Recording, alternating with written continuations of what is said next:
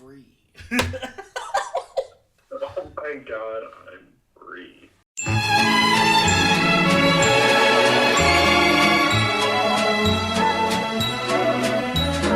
Hello and welcome to Any Given Sunday's final wild card weekend video. And as you guys can see from the title, in this video we're going to be talking about the Houston Texans playing the Pittsburgh Steelers in the only Monday game we have. It'll be Monday night. We are currently recording that at the time of Patriots started. If you guys have been following our other wildcard videos, you'll know that we have been on a little bit of a crunch this weekend. But nonetheless, let's just get straight into it. The Houston Texans, the story of that team this year has been their elite defense. They've kept them in a lot of games. They've won them a lot of games. And I think that it'll give them a huge hand in this one, even though they're going to let on the road again at Pittsburgh. But I want to hear what your thoughts are, specifically on what do you think Pittsburgh's going to do? What do you think their Pittsburgh is try to overwhelm the Houston defense? Well, I think Mike Tomlin. Now, I think a lot of things about Mike Tomlin, and many of them are not positive. But I think he's smart enough to know that there is no overwhelming this Texans defense. There is playing the style of football that Aaron Rodgers, while he plays it at a very high level, he hasn't done it a ton, or he hadn't done it a ton until the last kind of 4 years of his career.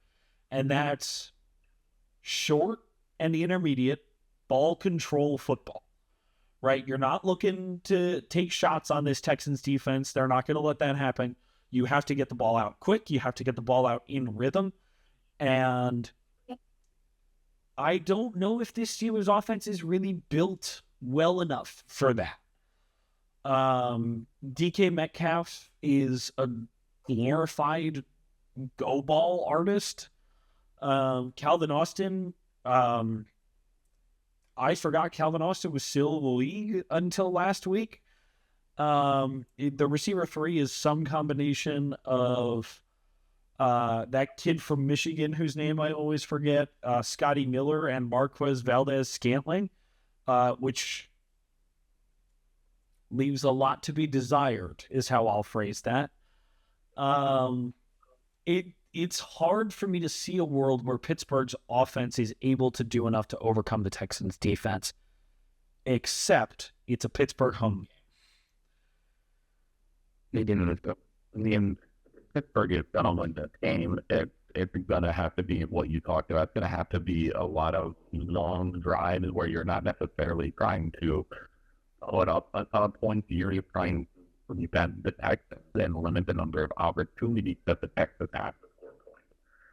And in some ways, having a long sustained drive is a lot harder than scoring quick. And especially on a defense that is one that's good at tackling, one is two that's good at pass defense, and three have a pass rush that's deadly.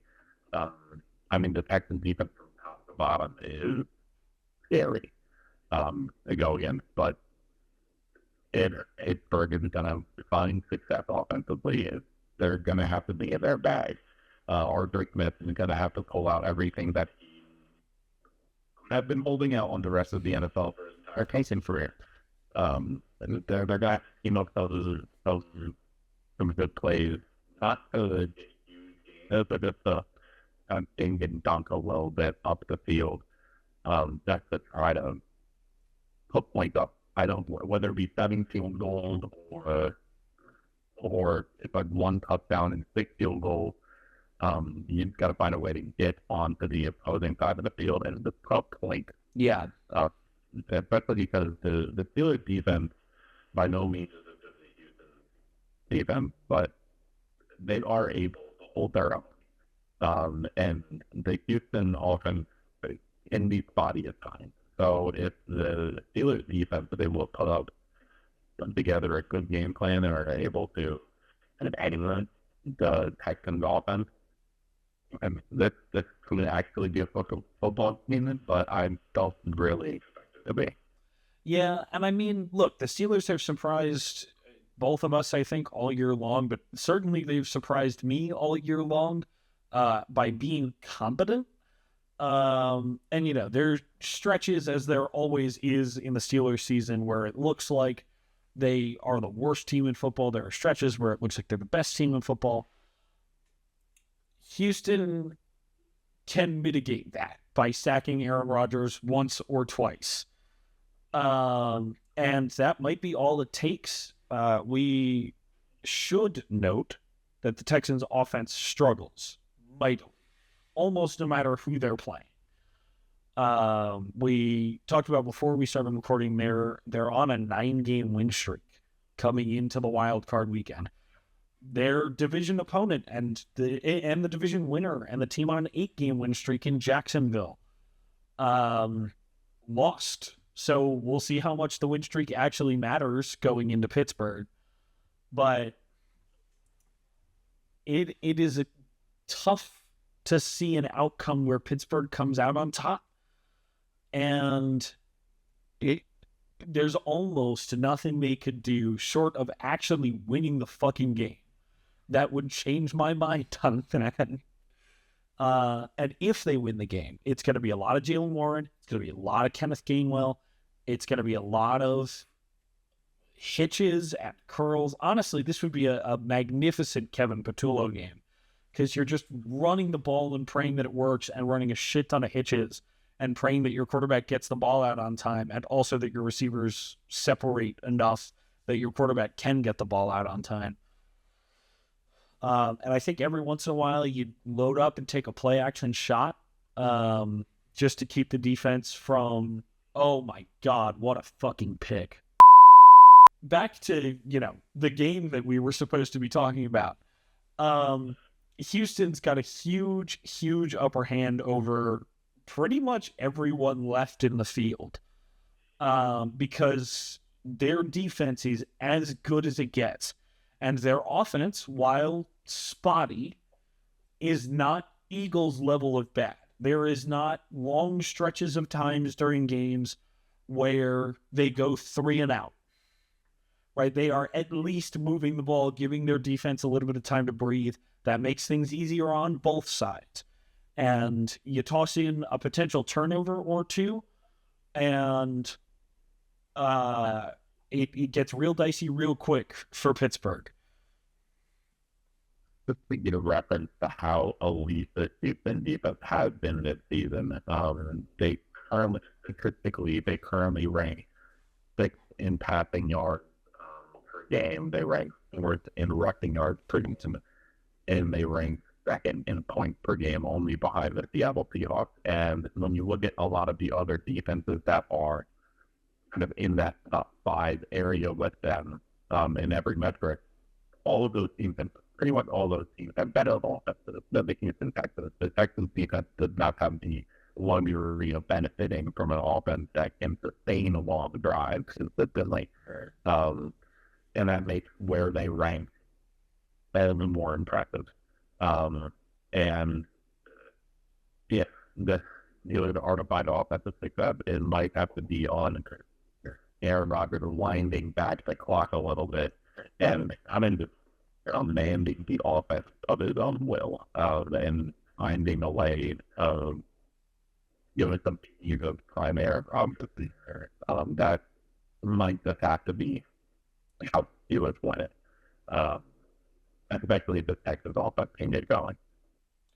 Now, we've talked a couple times in these videos about how about the merits of using the past to predict the future. But an incredibly relevant statistic whenever you're talking about Pittsburgh and the playoffs. 9 years. It's been 9 years since they won a game in the playoffs. And the last time they hosted a playoff game was against Cleveland in 2020. They got blown out at home by the Browns. Was it 30-0 at the half in that game? It was really, really bad. I remember it was really, really bad. It was for the Steelers. I remember my family absolutely loved watching Bengals.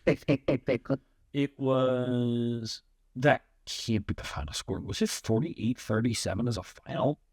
It was 28-0 in the first quarter for Cleveland. Yeah. And it was 35-10 at the half.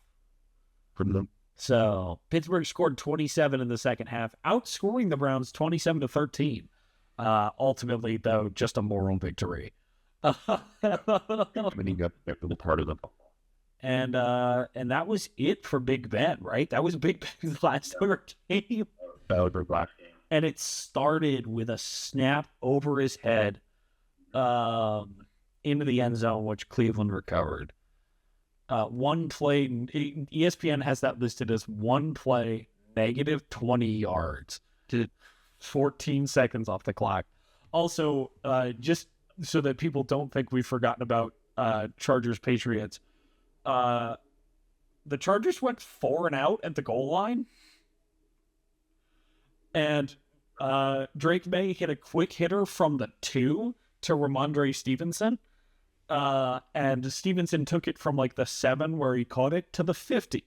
So Justin Herbert may never win a playoff game. And that statement has the potential to age terribly in less than 3 hours. But the Steelers, if they lose tomorrow night, will have gone a full decade without winning a playoff game under Mike Tomlin. Yeah. Practically every single year, by the way. That is important enough that the Steelers have gone 9 years as a deadline playoff game. However, they've made the playoffs in just about every single season. And that you got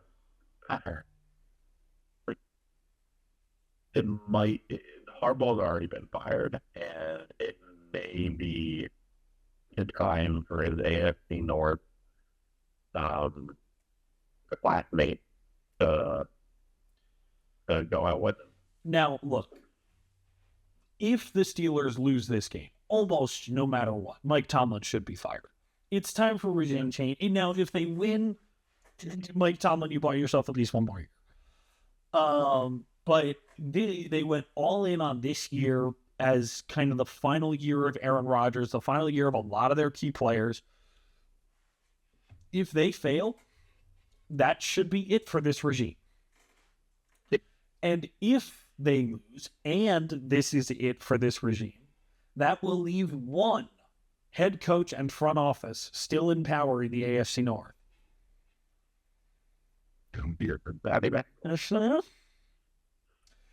A team that has consistently underperformed for the last 4 years, and probably should have fired Zach Taylor after 2020, if we're being completely honest.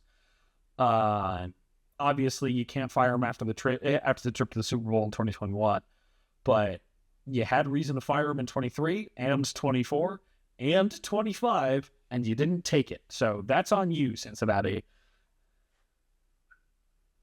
We've pretty much given the Steelers no time for the game. I've got them winning at 27-20. What do you see the scores looking out to be? I've got it at 21-18, and I think that our distaste for Pittsburgh has been made pretty clear.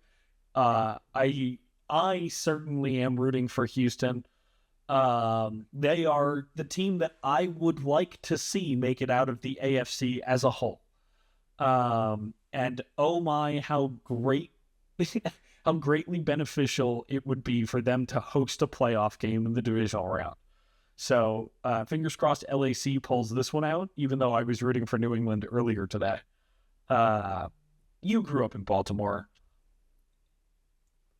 Is there any world in which you would be rooting for Pittsburgh here? You're over. It's the first feature game for Pittsburgh at a football game. If they're playing the San Francisco 49ers of the LC, but in that world, it's not this world. No, I'm all Houston in this game. I like CJ Stroud. I like D'Amico Ryans. I like what the young core that have on both sides of the ball. And I just want to see him succeed. Yeah. So I hope that they'll get the win tomorrow night against the Pittsburgh Steelers. One last check-in on Chargers Patriots, just before we call it a night. Drake May hands to Ramondre Stevenson, who flips it to Efton Chisholm III.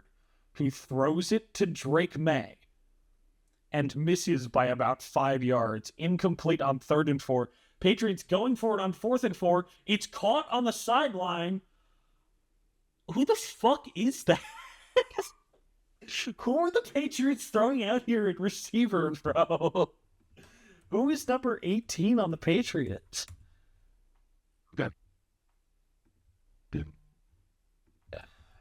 Who the fuck is number 18? Also, George Kittle tore his Achilles. Kyle Williams, a rookie from Washington State. Congrats on the catch in the playoffs on 4th down, Kyle.